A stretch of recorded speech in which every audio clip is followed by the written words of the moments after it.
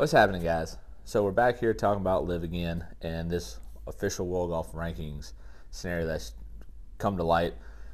The LIV has wrote a letter to the official World Golf Rankings. It's basically a company, if you didn't know that. It's orchestrated by board members and a governing body, and the official breakdown of that is it consists of the PGA of America, the International Federation of PGA Tours, USGA, PGA Tour, Augusta National, R&A, and the European Tour. All consist of running the official World Golf Rankings. So they have pleaded their case now, LIV, to figure out a way to get official World Golf Ranking status on their tour.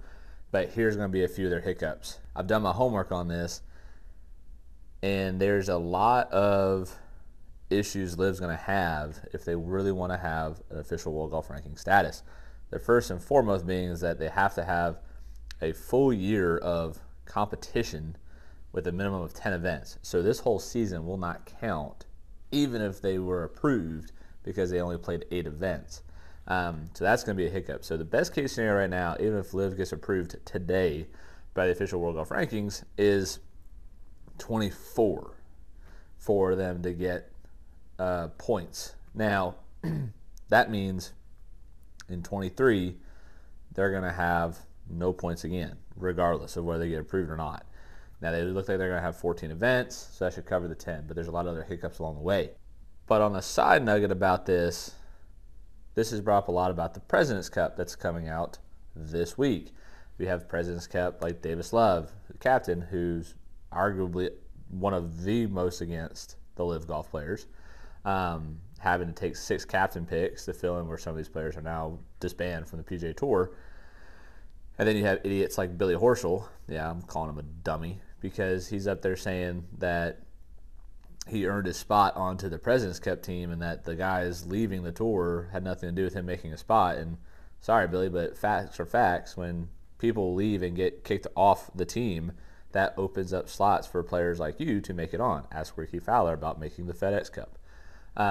So anyways, that's getting a little sidetracked on that front. And, you know, hopefully we win the President's Cup this year, but I think that there's still a lot of just weirdness going on with LIV and all that. But besides the point, we're back to the World Golf Ranking stuff. So, you know, before I looked at all this up, my initial thought was we have junior circuits that already handle this between AJGA, Hurricane, Southern States, SNES Tour, whatever. You know, there's hundreds of junior golf tours that have ways to stockpile junior golf rankings.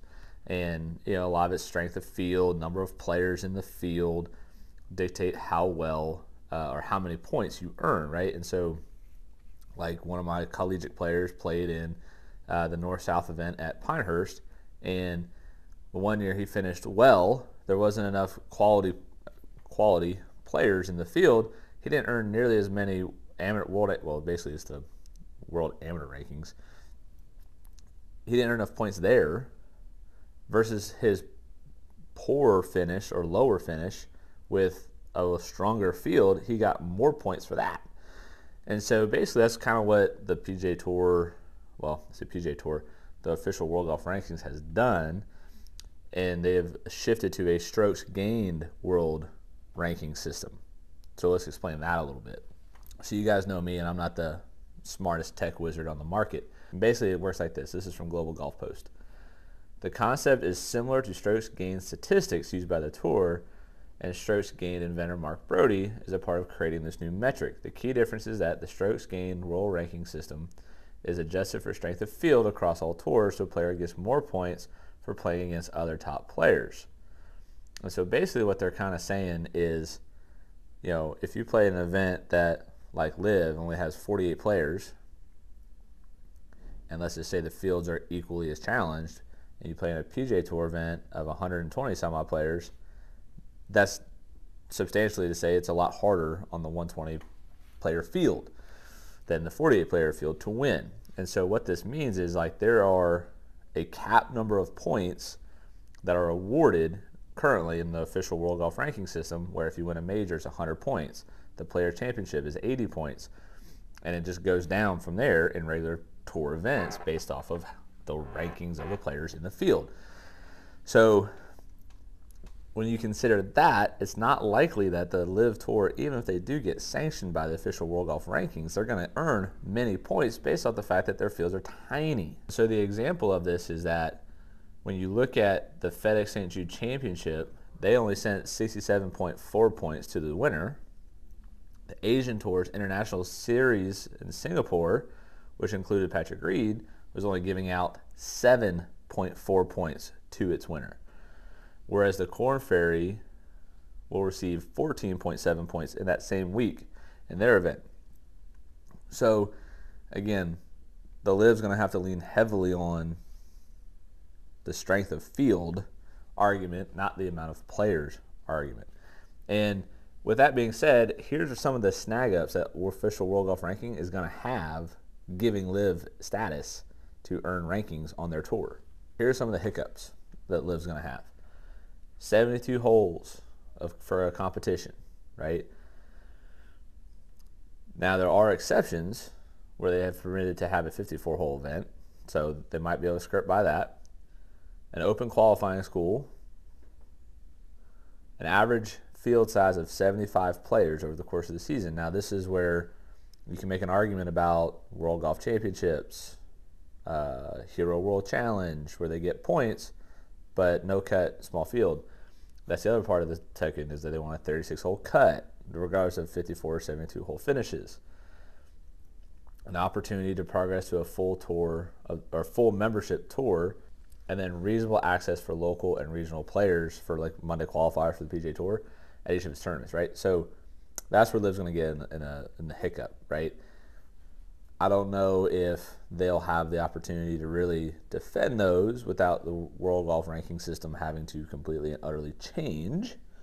So I definitely view this as one of LIV's most uphill battles to date as far as figuring out this World Golf Ranking status. Now, they have acquired the Asian Tour, and they're going to use it to leverage their World Golf Ranking, buy-in,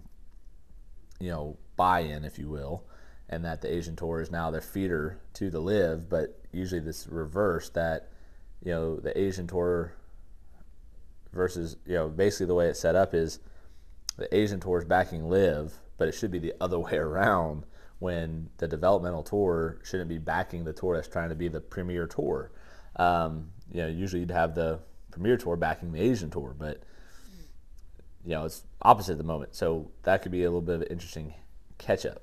So I think the big nugget's going to be, can LIV players get on other tours like the Asian Tour or the DP World Tour to mark their official World Golf Ranking status and keep it there, right? The thing you're seeing right now is those players like Dustin Johnson falling from 13th to 22nd. You'll see all these players doing that because they're not playing in events that keep their rankings up. And so, it'll be a matter of time. I mean, I don't see a way where LIV gets World Golf Ranking points before 24.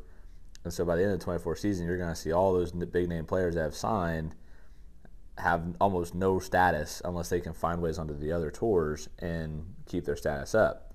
Issue is going to be, if they actually carry a 14 event tour next year, how much can they actually play on these other tours without the burnout, right? And so I think that's going to be a big question mark for this LIV whole series for them, is how do they overcome the size of their field and also the amount of players that are ranked currently going to maintain that ranking long enough to survive this, basically appeal for them to get a status on the official World Golf Rankings. So at the moment, it's kind of a big question mark. This is definitely LIV's next biggest challenge for them, and who knows what it holds. Obviously, I hope they get some kind of World Golf Ranking status. I think the strokes gained perspective of it that the World Golf Ranking system is moving to is really beneficial in the long run for professional golf. I think there's an avenue for LIV players to get certified as a professional circuit, since they already have serious players who have serious rankings already, that they can make some kind of alteration to consider that strength of field, but they may not be getting a lot of points even if they do get certified.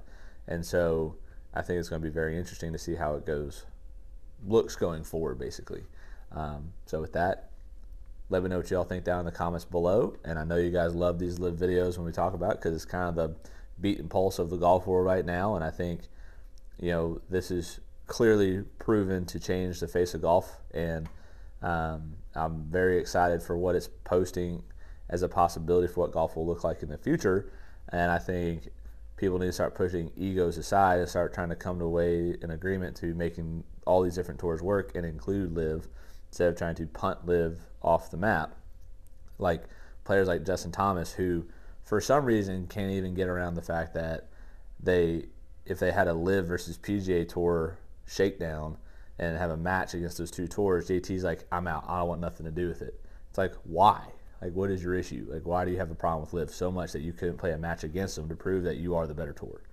And I just think, that little prima donna needs to kind of gut check himself. I don't know what his issue is with live so much that he wouldn't play a match against them. I don't know. That seems kind of poor-spirited in the sake of the game of golf, but who knows? So, more to hold. I'll keep you guys in the loop.